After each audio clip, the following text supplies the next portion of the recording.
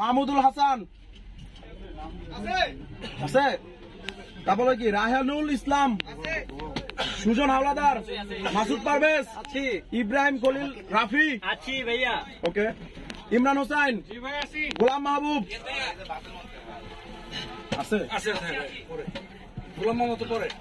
আজিজুল ইসলাম, মোহাম্মদ আজিজুল ইসলাম, সালমান রহমান, শাহাবুদ্দিন খান সোহান, হুমায়ুন কবির ভাই বলো, তারপরে